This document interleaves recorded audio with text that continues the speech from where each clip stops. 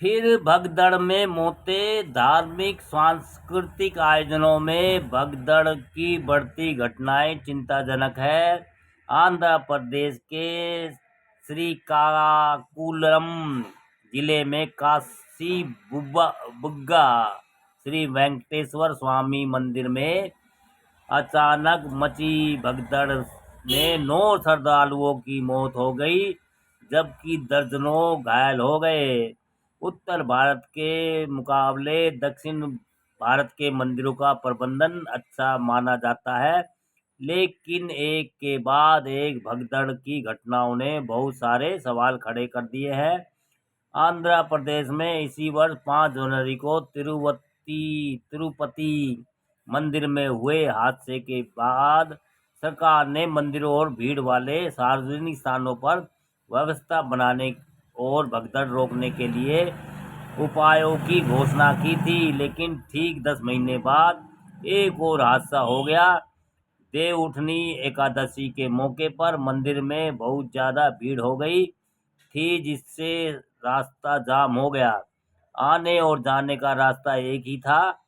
कुछ क्षेत्रों में निर्माण चल रहा था, वहां मिट्टी, पत्थर, गट्टे और लोहे की राड खुले पड़े थे। भगदड़ मची, किसी का पांव फिसला, कुछ लोग गिरे और पीछे से आती भीड़ बेकाबू हो गई। यह मंदिर 4 महीने पहले ही अगस्त में दर्शनों के लिए खोला गया था। इसे बनाने में 10 साल का वक्त लगा। इस मंदिर का डिजाइन और स्थापत्य कला पूरी तरह से तिरुमाला की वेंकटेश्वर मंदिर से प्रेरित है। आयोजकों को अंदाजा ही नहीं हुआ कि इतनी भीड़ आ जाएगी। यह एक निजी मंदिर है, इसलिए ये देवस्थानम विभाग के अंतर्गत नहीं आता। मंदिर प्रबंधन ने सरकार या जिला प्रशासन को इस प्रायोजन की कोई जानकारी नहीं दी थी और न ही भीड़ प्रबंधन की कोई व्यवस्था की थी। यह गंभीर लापरवाही है, जिस पर अब ध्यान दिया जा रहा है। क्या बिना सूचना के इतना बड़ा आयोजन करना ठीक है? निजी मंदिर प्रबंधन ने सेफ्टी ऑडिट क्यों नहीं करवाया? निर्माणाधीन स्थल पर भीड़ जमा क्यों होने दी गई? धार्मिक स्थानों पर लोग मोक्ष की कामना लेकर आते हैं और उनमें अपार श्रद्धा होती है, क्योंकि श्रद्धालुओं में भावनात्मक आवेश का स्तर बहुत ऊंचा होता है। हाथरस महाकुंभ श्रद्धालुओं की भीड़ का अनियंत्रित होना इसी आवेश का उदाहरण है। धार्मिक स्थानों पर होने वाली भगदड़ में अक्सर यह देखा जाता है कि श्रद्धालु किसी भी संकेत या चेतावनी को नजरअंदाज कर देते हैं। अपनी आस्था की पूर्ति से में इतने तल्लीन हो जाते हैं कि उन्हें आसपास के खतरों पर भी भान नहीं रहता। राजनीतिक रैलियों में भी समान परिस्थितियां उत्पन्न होती है, जहां समर्थकों का उत्साह और नेताओं को देखने की उत्सुकता भीड़ को अनियंत्रित कर देती है। इन सभी स्थितियों में आयोजकों की यह जिम्मेदारी बनती है कि वे भीड़ के मनोविज्ञान और को समझते हुए उचित व्यवस्था करें। भगदड़ की घटनाओं में जांच निष्कर्षों से पता चलता है कि अधिकांश मामलों में प्रशासनिक और आयोजकों की लापरवाही बड़ी वजह रही है। हाथरस घटना की न्यायिक जांच में यह पाया गया कि आयोजकों ने जानबूझकर भीड़ की संख्या कम बताई और प्रशासन ने भी पूर्व तैयारी में कोताही बरती। करू की घटना में भी सुरक्षा कमियां सामने आई, जहां रैली स्थल पर पर्याप्त अवरोध प्रणाली और आपातकालीन निकास की व्यवस्था नहीं थी। नई दिल्ली रेलवे स्टेशन पर मची भगदड़ की घटना में रेलवे प्रशासन की जिम्मेदारी स्पष्ट थी, क्योंकि महाकुंभ के कारण भारी भीड़ की संभावना थी, फिर भी प्लेटफार्म पर समुचित व्यवस्था नहीं की गई। विशेषज्ञों का मानना है कि भारत में भीड़ प्रबंधन की गंभीरता से नहीं लिया जाता और इसे केवल पुलिस बल की तैनाती तक सीमित मान लिया जाता है। जबकि वास्तविकता ये है कि भीड़ प्रबंधन एक विशेषज्ञता का क्षेत्र है, जिसमें मनोविज्ञान, प्रौद्योगिकी और आपातकालीन प्रतिक्रियाओं का समन्वय आवश्यक है। विकसित देशों में बड़े आयोजनों के लिए विशेष भीड़ प्रबंधन योजनाएं तैयार की जाती हैं और उन्हें लागू करने के लिए प्रशिक्षित दल होते हैं।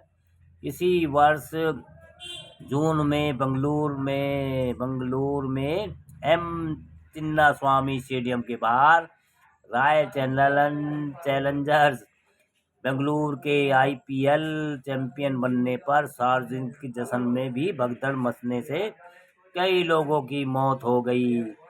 जिस भी जगह ज़्यादा भीड़ भाड़ होती है वहाँ भीड़ अनियंत्रित अराजकता की शिकार हो सकती है। इससे भगदड़ की आशंका बनी रहती है। हालांकि योजना बनाने, सीखने और कार्रवाई करने में विफलता इन कमजोरियों को त्रासदियों में बदल देती है। राष्ट्रीय आपदा प्रबंधन प्राधिकरण NDAMA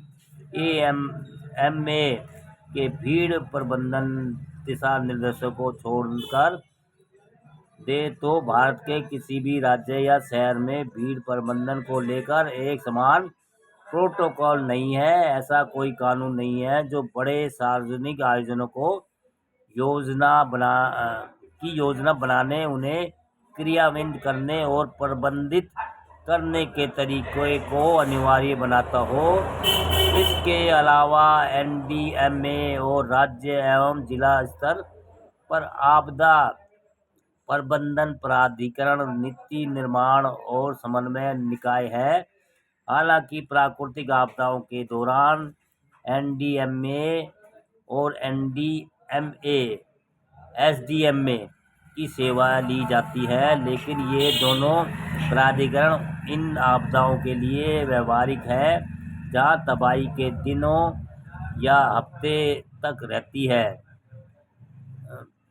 भगदड़ जैसी स्थिति को संभालने के लिए ये शायद उतने उपयुक्त नहीं हो सकते, क्योंकि भगदड़ अचानक कुछ ही मिनटों में मच जाती है। एकदम हालात बेकाबू हो जाते हैं, जिसका नतीजा यह होता है कि भीड़ प्रबंधन का भार आमतौर पर पुलिस और प्रशासन अधिकारियों पर पड़ता है, जबकि ये पहले से ही बहुत ज़्यादा तनावग्रस्त होते हैं।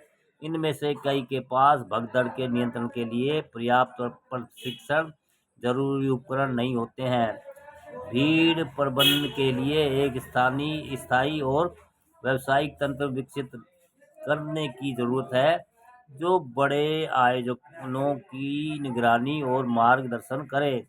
अब तो ड्रोन, CCTV और नई प्रौद्योगिकी प्रबंध है, इनका प्रयोग ज़्यादा से ज़्यादा किया जाना चाहिए। भीड़ के घनत्व और गति को मापने के लिए क्रमिक बुद्धिमत्ता आधारित भीड़ विश्लेषण प्रणाली का भी प्रयोग किया जाना चाहिए।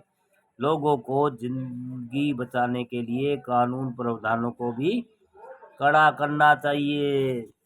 दोस्तों, भारत में जनसंख्या की कोई कमी नहीं है, कितने मर जाओ क्यों मर जाओ, और सरकारें इन चीज़ों पे कोई ध्यान देती नहीं है भैया।